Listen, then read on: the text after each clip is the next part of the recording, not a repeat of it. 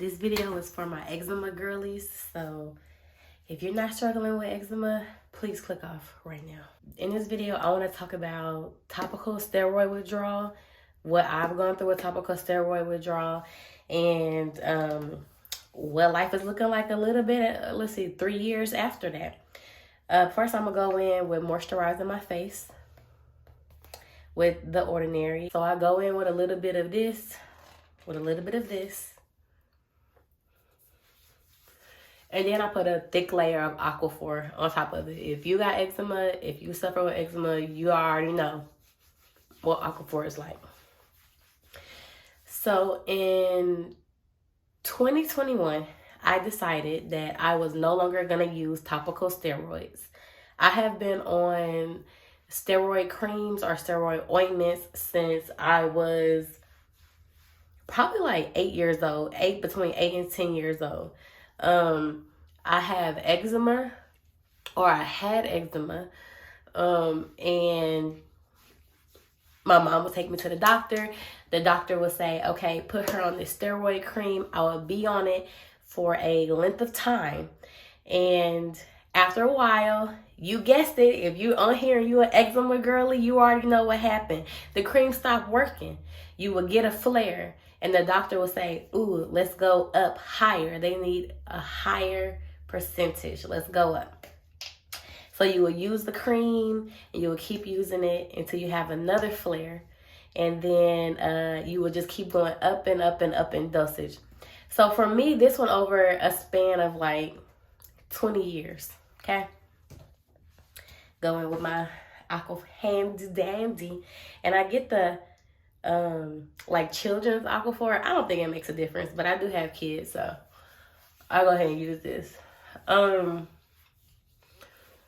let's see. Probably up until I went to college, I was definitely on topical steroids. I don't think the usage was too crazy, as far as they always say, like, don't use it on your face and stuff like that. But when I went to college, you know, the topical steroids kind of just felt like a miracle cream.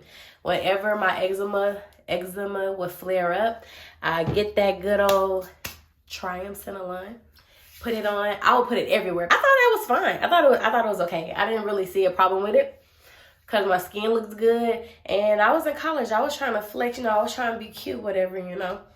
And so it wasn't until one of the turning moments for me in my eczema journey is when I moved to the Dominican Republic after college for a year, and I was on that medicine while I was over there.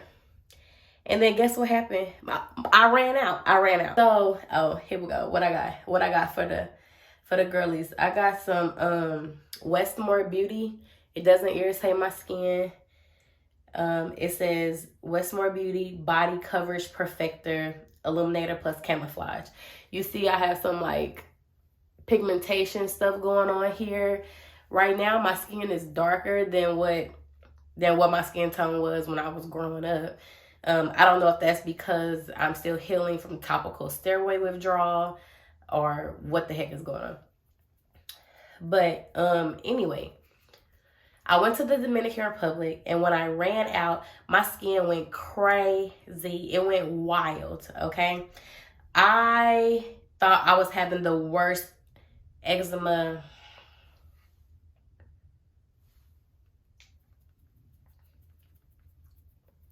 flare-up ever.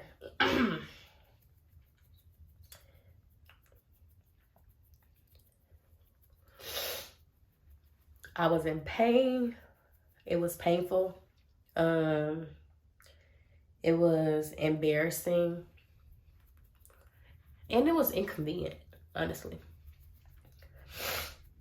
And I thought it was due to the fact that I was in a different country. I didn't really make the connection between my topical steroid usage, or me not using it anymore, and my flare-up happening. So guess what I did? I said, I got to get out of this country because it's making my eczema crazy. And I went back to the U.S. and my skin was so bad that once I got off the plane, as soon as I got off the plane, My mom took me to the emergency room. At this point, I was, 22 years old. So I'm 31 right now. No, wait a second. I was 23 and I'm 31. Yeah, still 31. So my mom took me to the ER and was sitting there, you know, crying, emotional. I was in pain and I'm sure crying as well. And the doctor said, girl, we got to get you on some steroids. We got to get you on that good stuff. And so I went home. When I did go home with the medication,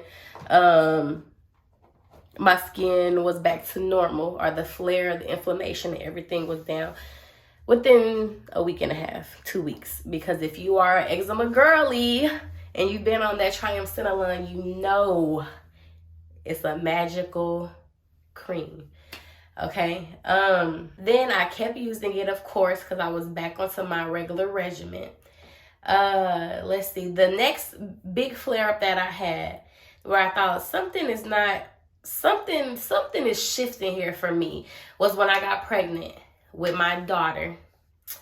I got pregnant with my daughter, and I didn't want to use the ointment because I thought to myself, surely this would affect my daughter in some way if I'm on this medication. And I didn't want to be on any medication at all. Didn't even want to. I also have asthma. Didn't want to take my asthma inhaler. And so, let's see. Stop taking it.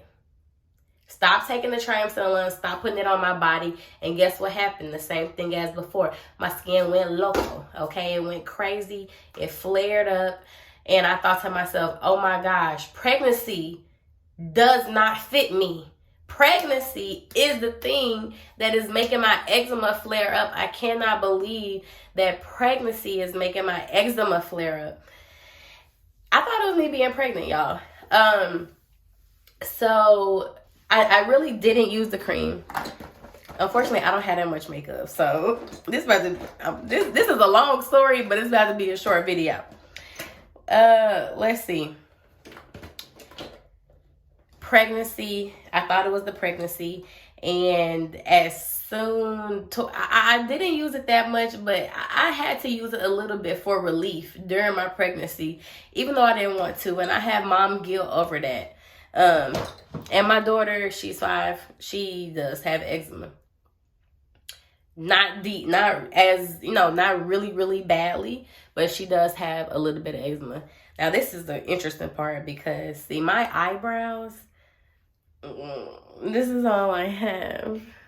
This is all I use for the eyebrows, y'all. Okay. Much later. So, as soon as I got done being pregnant with my daughter, I was back on the good stuff. Okay, I was using the medicine. I was back on it, but it just wasn't hitting the same as before. It was not hitting the same.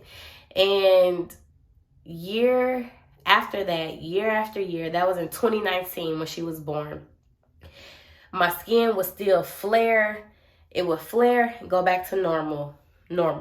Flare, go back to normal. Flare, go back to normal.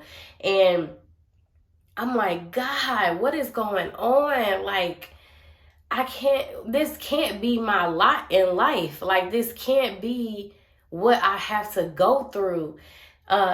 Every time spring comes around, every time I touch a blade of grass, every time I eat something that is, like citrusy, whatever, my skin would just go haywire and I would have to be on the triamcinolone. So now I'm going to fast forward to, what year was that? Like I said, 2020.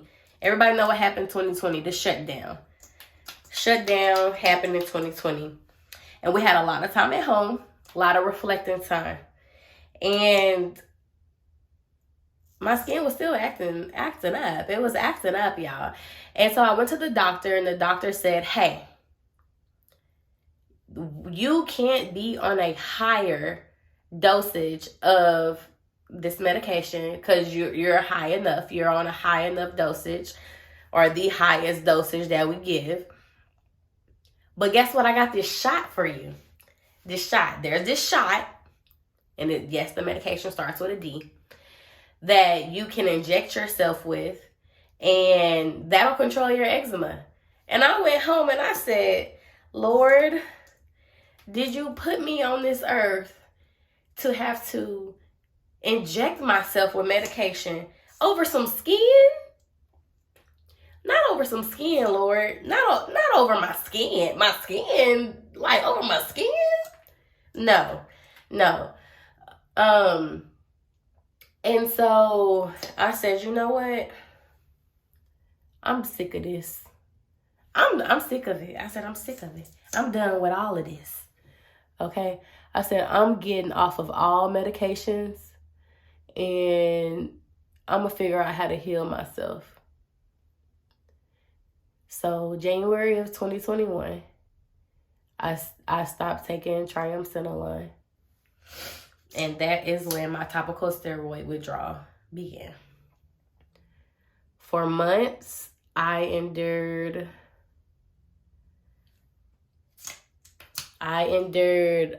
heat flashes. I would alter between heat flashes and having chills. Heat flashes, chills, heat flashes, chills. I remember that it snowed February in Arkansas. And I was walking around the house in my undergarments because I was hot. I was burned up hot with the fan on and it's snow on the ground. Everybody in my house suffering. Well, only if they enter my bedroom. And so that was the first part. It's called red sleeve syndrome. When you just hot and flushed and inflamed. You see it a lot on your arms, around your neck area. And then after that phase of topical steroid withdrawal, your skin starts to peel. It's like your body is trying to get rid of various layers of skin, medicated skin. And my face crusted up, my whole body crusted up. I had to, when I could walk, because there were times in this process where I couldn't even walk, because it was just too painful to walk. Everywhere I went, I looked like the Frosty the Snowman, okay? Because there would be dead skin falling off of my body. I had a little mini vacuum. And at this time, I was finishing up my master's degree. And I was finishing up my master's degree from Harvard Graduate School of Education in Education Policy and Management. It was online due to COVID. And I sat in my little chair and I would be doing my homework or in class. And every time I moved, I would have my mini vacuum. And I would have to vacuum up like my own dead skin. A humbling experience, if I do say so myself. So that portion of it, because I decided to completely get off of it, I also did a process called moisture withdrawal, where I wanted as little amount of moisture on my body as possible. I wasn't using any Aquaphor. I wasn't using any creams at all. I wanted my body to say, hey, we're gonna moisturize ourselves, okay? My husband is Dominican. I've never seen the man use lotion, okay? He never uses lotion, no cream, no nothing. He showers and all that good stuff. His body just moisturizes itself. And it has always been a conundrum to me. But then I was like, well, my body is supposed to be able to do that too, okay? My body is supposed to be able to do that too. It can't. It still can't. Y'all just saw me put the cream on my face. But it's getting closer. So, let's see. This is a Hydromat fixing spray with hyaluronic acid and vitamin E. On second thought, I'm not finna put this on here. Because y'all know if you're an eczema girly, you can't just be doing stuff all the time, okay? That's a special occasion. I'm not putting none of that on my face. I've done too much just today. trying to do this video. So let's see. Checking a little hair out. Boop. Okay. See, that's the thing with braids. Now my hair's done. Okay. So, I'm just going to finish the video. Here we are. I'm going through topical steroid withdrawal. And from January 2021 until about 6 months later, like June or July, that was the worst parts of the process. And after that, it started gradually getting better. If y'all can see, you can still see, I still go through flares. My skin is not perfect, but I am tired of feeling insecure about it. One of the reasons why I'm pushing myself to make this video. So it's 2024 right now. We are 3 years after me starting the topical steroid withdrawal process. I can wear makeup. I think I'm cute. Anyway, my husband be telling me I'm cute too. But you see, I do have some on my neck, like lines, kind of like a little turtleneck, like a turtle. Okay, I have some flared up skin right there that happens. And then my hands are, excuse my nails, my hands are still problem areas. Okay, I still have issues when I just went through a flare. At that time of the month, it happens more. My arms, I have some pigmentation issues here. But overall, these are the worst parts of my body at this point. My legs have never been smoother. I didn't know I could have smooth legs, but the problem areas for sure are still my arms here, my hands, and then my neck. I really just wanted to make this video because really, y'all, it's about to be summertime. We know the insecurities that we eczema girlies face during the summer. Not being hot, walking around hot, okay? Because we don't want to show our arms, or we don't want to show our eczema. And so we got on long sleeves in 105-degree weather. It's time out for that. And I'm talking to y'all, but I'm talking to myself. It's time out for that. Okay, we can't do that. We can't do that. We cannot live our lives like this. I want us to be able to live as freely as anybody else. So I will be talking a little bit more about topical steroid withdrawal, how I manage the topical steroid withdrawal that I'm going through, because there are people who, from what I've seen, people go through this for years. Like I think like 5 years plus. But at least I'm not on that medication. And that's, I don't care if my arms look like this, y'all. At least I'm not on that medication. Okay? At least I'm not on that medication. And I thank God for that. I will also be talking about how I manage my daughter's eczema. She just has eczema in like the forearm, and her forearms, like in her, you know, where her elbow bends. The back of her leg sometime, but we watch it closely. And then my son doesn't have eczema, and my oldest daughter doesn't have eczema either. So yeah, thank you for watching this video, and I hope you stick around.